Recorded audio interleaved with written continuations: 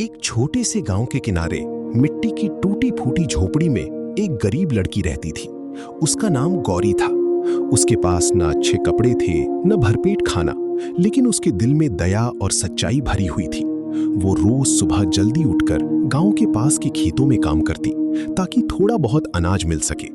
उस दिन भी गौरी सुबह से भूखी थी। पूरे दिन मेहनत करने के बाद उसे बस एक छोटा सा सूखा रोटी का टुकड़ा मिला।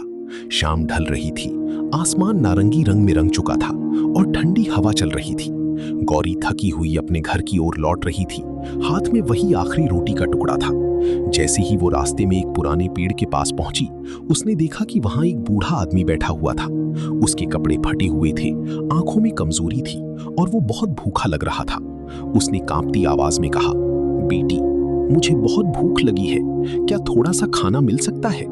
गौरी कुछ पल के लिए रुक गई। उसने अपने हाथ में पकड़ी रोटी को देखा। वही उसका पूरा खाना था, पूरे दिन की मेहनत का फल। अगर वो इसे दे देगी तो उसे खुद भूखा सोना पड़ेगा।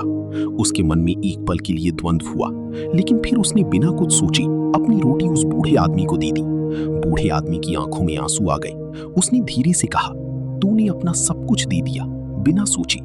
गौरी मुस्कुरा दी और बोली, आपको ज्यादा जरूरत है, मैं तो कल फिर काम कर लूंगी। जैसे ही बूढ़े ने रोटी खाई, अचानक उसके चारों ओर हल्की सी चमक फैलने लगी। गौरी हैरान होकर पीछे हट गई। बूढ़ा आदमी धीरे धीरे एक उज्जवल रूप में बदल गया। वो कोई साधारण इंसान नहीं था, बल्कि एक दिव्य शक्ति थी। उसने मधुर आवाज में कहा, मैं तुम्हारी परीक्षा लेने आया था। गौरी की झोपड़ी एक सुंदर घर में बदल गई। उसके आसपास हरे भरे पेड़ उगाए और अनाज से भरे भंडार दिखाई देने लगे। उसके फटे कपड़े सुंदर वस्त्रों में बदल गए।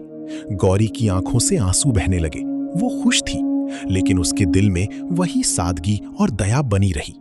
उस दिन के बाद गौरी ने कभी अपने पास आई संपत्ति को अकेले नहीं रखा।